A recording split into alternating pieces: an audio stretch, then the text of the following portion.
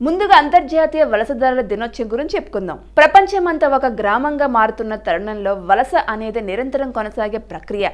ఆర్థిక ఇబ్బందులు తెలుసుకునేందుకు సరైన పని దొరక్క వలసబాట పడుతున్నారు.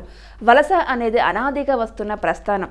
పూర్వం ఒక గ్రామం నుంచి ఇంకో గ్రామం, ఒక జిల్లా నుంచి ఇంకో జిల్లా, ఒక రాష్ట్రం నుంచి ఇంకో రాష్ట్రం వలస వెళ్ళడం సాధారణంగా జరిగేవి. ప్రపంచవ్యాప్తంగా పెద్ద సంఖ్యలో పెరుగుతున్న వలసలను పరిగణలోకి తీసుకున్న ఐక్యరాజ్య సమితి సర్వప్రతినిధి సభ 1990 డిసెంబర్ 18 జరిగిన సమావేశంలో వలస కార్మికులు వారి కుటుంబ సభ్యుల హక్కుల రక్షణ గురించి ఒక తీర్మానాన్ని ఆమోదించింది.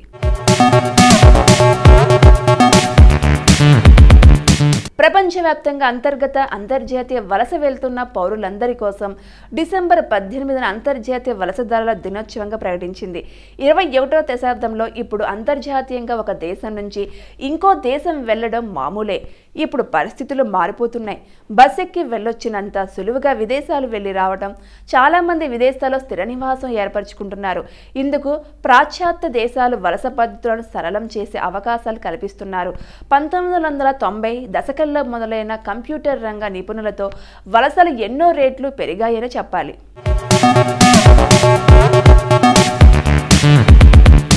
ఐక్యరాజ్య సమితి 1990 డిసెంబర్ 18న అంతర్జాతీయ వలసదారుల హక్కులను పరిరక్షించుకోవడానికి అవకాశం కల్పించింది. తర్వాత వివిధ తీర్మానాల తర్వాత 2000 సంవత్సరంలో ఈ రోజును అంతర్జాతీయ వలసదారుల దినంగా నిర్దేశించడం జరిగింది. ఆస్ట్రేలియా, న్యూజిలాండ్ దేశాల్లో గత 2 దశాబ్దాలుగా ముఖ్యంగా కంప్యూటర్ రంగం సేవా పరిశ్రమగా తీర్చిదిద్దుతున్న భారతీయులకు, మన తెలుగు వారికి ఎక్కువ అవకాశాలు అంది రావడం జరిగింది. ఈ 2 దేశాల్లో ఎంతో మంది తెలుగువారు నివసిస్తున్నారనడంలో ఎలాంటి సందేహం లేదు.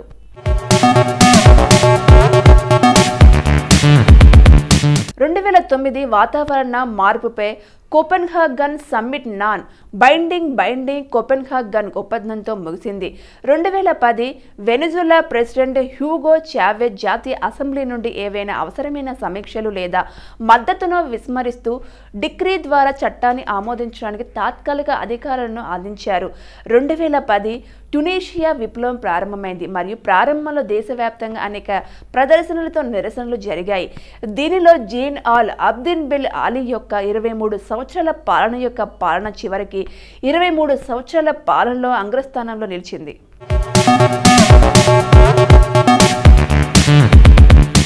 2011 పీపుల్స్ రిపబ్లిక్ ఆఫ్ బంగ్లాదేశ్ 40వ వార్షికోత్సవం సందర్భంగా బాంబు దాడిలో ఒక వ్యక్తి మరణించాడు.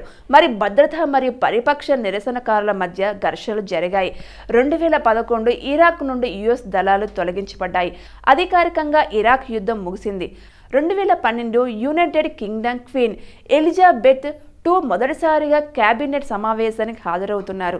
ఆమె డైమండ్ జూబ్లీని పురస్కరించుకొని బహుమతిని అందుకుంది. రాణి విక్టోరియా హయాం తర్వాత తొలిసారిగా బ్రిటిష్ చక్రవర్తి మంత్రివర్గ సమావేశానికి హాజరయ్యారు.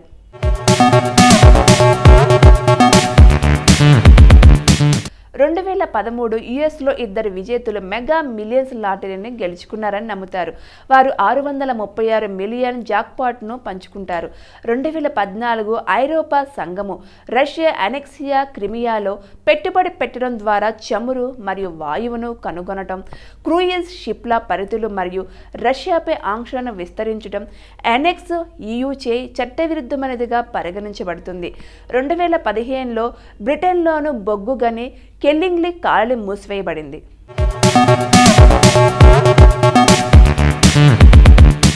కాకరాల వీర వెంకట సత్యనారాయణ ప్రముఖ రంగస్థల సినీ నటుడు. సుమారు 250 పైచిలుకు చిత్రాలను నటించిన కాకరాల పాత్రికేయునిగా, డబ్బింగ్ ఆర్టిస్టుగా కూడా పేరుగాంచారు. కాకరాల 1937 డిసెంబర్ 18న వీరభద్రం, కనక మహాలక్ష్మి దంపతులకు ఆంధ్రప్రదేశ్ పశ్చిమ గోదావరి జిల్లా పెరవలి మండలంలోని కండవల్లి గ్రామంలో జన్మించారు. 48 సంవత్సరాల సినీ జీవితంలో ఎన్నో ఎత్తుపల్లాలను చూసిన ప్రజ్ఞశాలి. 9వ తరగతిలో తెలుగు మాస్టారి చొరవతో సంస్కృత నాటకం భోజసభలో, ఒథెల్లో నాటకాల్లో జడ్జి పాత్ర, జయంత జయపాల వంటి నాటకాల్లో నటించాడు.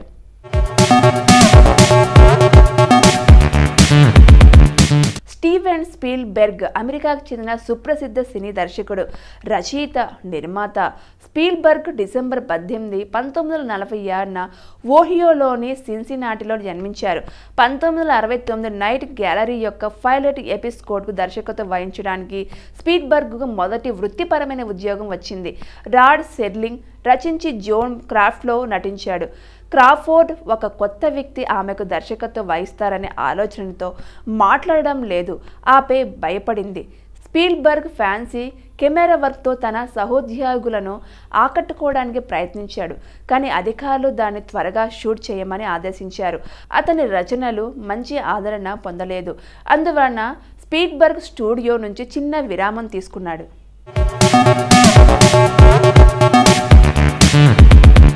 దిల్ రాజు ఆలియాస్ వి వెంకట రమణారెడ్డి తెలుగు నిర్మాత, పంపిణీదారుడు. శ్రీ వెంకటేశ్వర ఆర్ట్స్ నిర్మాత సంస్థను స్థాపించి తెలుగులో పలు విజయవంతమైన చిత్రాలు నిర్మించాడు.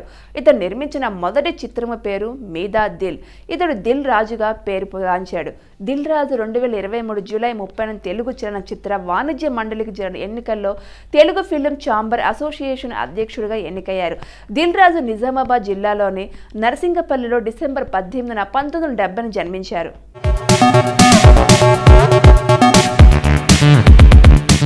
బర్కదత్ టెలివిజన్ పాత్రికేయురాలు. వీరు జాతీయంగా పేరొందిన ప్రముఖ ఛానల్ ఎన్డీటీవీ అంటే న్యూఢిల్లీ టెలివిజన్లో గత 21 ఏళ్లుగా పనిచేశారు. 2017 జనవరిలో ఆ ఉద్యోగానికి రాజీనామా చేశారు. 1999లో కార్గిల్ యుద్ధ సమయంలో దత్ యుద్ధానికి సంబంధించిన వార్తలను కార్గిల్ ప్రాంతానికి వెళ్లి వార్తలను సేకరించి ప్రజలకు తెలియచేయడం ద్వారా దేశవ్యాప్తంగా పేరు పొందారు. దత్ ఎన్నో అంతర్జాతీయ అవార్డులను గెలుచుకున్నారు. ముఖ్యంగా దేశ ఉన్నతమైన అవార్డులలో 4వదైన పద్మశ్రీని గెలుచుకున్నారు. దత్ న్యూఢిల్లీలో 1970 డిసెంబర్ 18న జన్మించారు.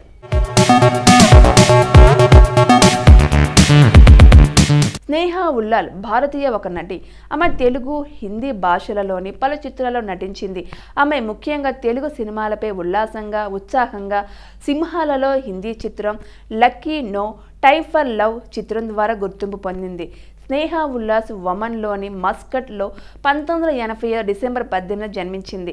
ఆమె తెలుగు సినిమాల్లో ఉత్సాహంగా చిత్రంతో అరంగేట్రం చేసింది. ఇది భారీ విజయాన్ని సాధించింది. ఆమె 2వ తెలుగు సినిమా నేను మీకు తెలుసా. దాని తర్వాత ఆమె నాగార్జున సరసన తెలుగు చిత్రం కింగ్లో నువ్వు రెడీ నేను రెడీ పాటలో కనిపించింది. ఆమె నటించిన కొన్ని సినిమాలు బాక్సాఫీస్ వద్ద బాగా రాణించలేదు, కానీ ఆమె 2010లో విడుదల సింహాల బాలకృష్ణ సరసన నటించింది.